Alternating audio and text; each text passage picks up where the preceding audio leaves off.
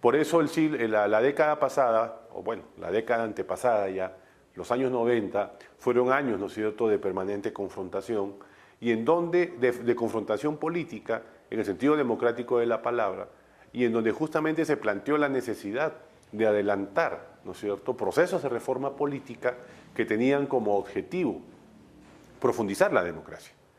¿no? Y nosotros vamos a observar cómo en la mayor parte de los países de América Latina, muy particularmente en países importantes de la región, ¿no?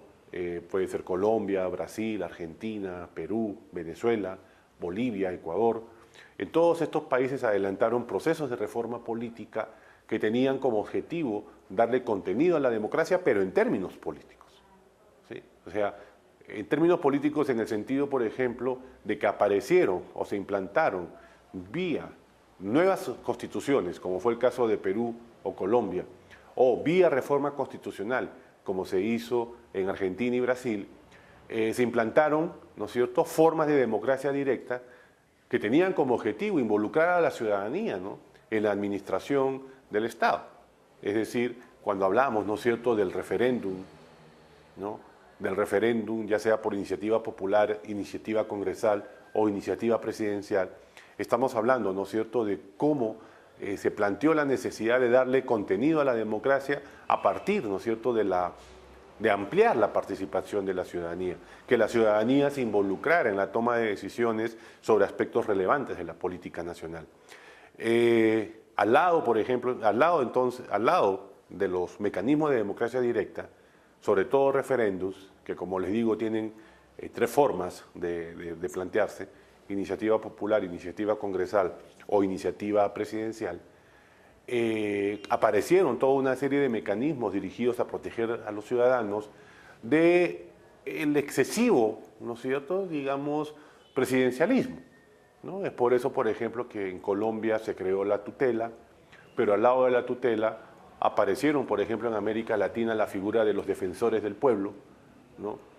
Aparecieron las personerías, aparecieron las fiscalías, ¿no? Se crearon toda una serie de instituciones que básicamente apuntaban a proteger a los ciudadanos de los excesos en los cuales el Poder Ejecutivo podía caer, o de los excesos que en el accionar, ¿no?, del Estado el Ejecutivo podía traer consigo. Entonces, los años 90, por ejemplo, fueron años en los cuales se planteó la necesidad de reformar el sistema político, ¿no?,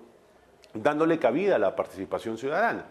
¿no? Quizás el ejemplo más claro de eso fue Colombia, quien en la Constitución del año 1991 estableció, ¿no?, o definió a Colombia como un estado de democracia participativa, ¿sí? Claro, teniendo en cuenta pues que no existían aún estas formas de participación ciudadana que ya hemos mencionado. Otra de las cosas, ¿no es cierto?, que tuvimos en los años 90 fue ya comenzar a pensar en las revocatorias del mandato, ¿no?, algo imposible o impensable en las antiguas democracias, en las democracias que se tuvo en años anteriores, ¿no? La idea de revocar mandato fue algo que inclusive, ¿no es cierto?, se implantó por primera vez en un país de la región andina, Venezuela, con la Constitución Bolivariana de 1999-2000. Estas democracias, ¿no?, como les digo, eran democracias que se originaban en la participación ciudadana, pero la participación ciudadana vía elecciones era insuficiente. Y por eso, ¿no es cierto?, se planteó la necesidad, pues, de que a través de mecanismos de democracia directa los ciudadanos se involucraran, ¿no?, en una mayor medida en los asuntos del Estado. Pero hay que tener en cuenta también algunos aspectos que confrontaron, ¿no es cierto?, este tipo de democracias vigentes en la región. Y me estoy refiriendo fundamentalmente, ¿no?, a la irrupción de una serie de nuevos actores sociales que pues, buscaron la forma de transformarse o de convertirse en actores políticos,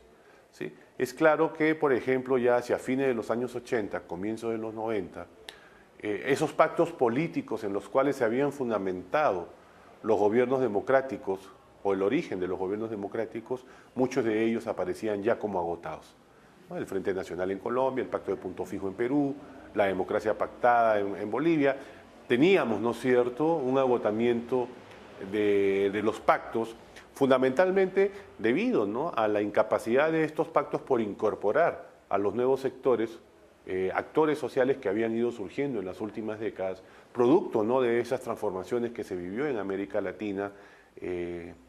desde la época de la Segunda Guerra Mundial, desde la finalización de la Segunda Guerra Mundial, ¿no? Los años 50, 60, 70, los mismos 80, fueron años, ¿no?, en los que se produjo una importante transformación social, producto, pues, de cambios económicos, y de alguna manera esa transformación, ¿no?, se va a manifestar en la aparición de nuevos actores sociales ya en los años 90. Claro, muchos de ellos quizás con referentes que podían referirnos a décadas anteriores, por ejemplo, los movimientos indígenas, sobre todo en los países del sur andino, o, por ejemplo, ¿no es cierto?, en los años 90, los movimientos de jóvenes desempleados en Argentina, en Uruguay, ¿no?, la aparición, ¿no es cierto?, de nuevos actores, por ejemplo, en Brasil.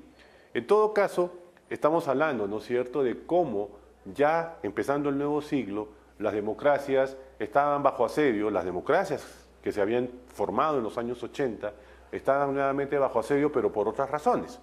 Ya no eran las razones que tuvimos en los años 90, ¿no?, sino las razones que vamos a tener en el nuevo siglo van a ser distintas. Claro, no se pueden separar unas de otras, pero creo, ¿no es cierto?, que es importante tener en cuenta cómo las democracias en el siglo XXI van a estar bajo asedio a partir, ¿no es cierto?, de incorporarse demandas que tienen que ver sobre todo con la inclusión social,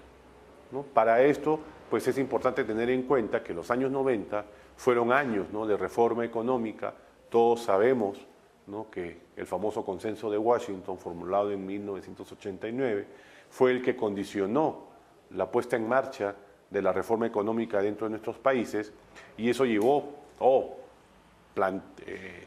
este proceso de reforma económica, si bien fue exitoso en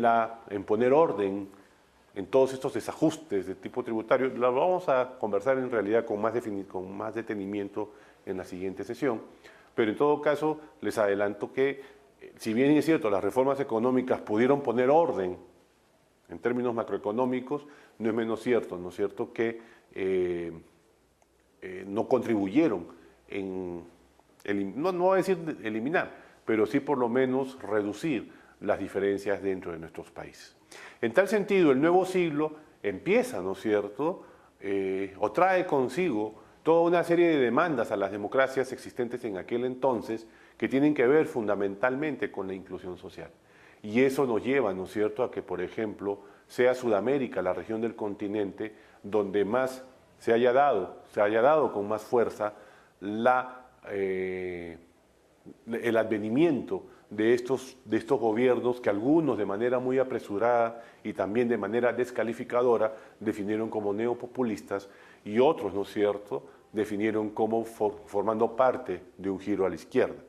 O sea, uno no puede desvincular el hecho de que los gobiernos que hemos tenido en la región en los últimos años, sobre todo en Sudamérica, han sido más producto, ¿no es cierto?, de la incapacidad de los anteriores gobiernos por darle solución a problemas de carácter histórico estructural que hemos tenido,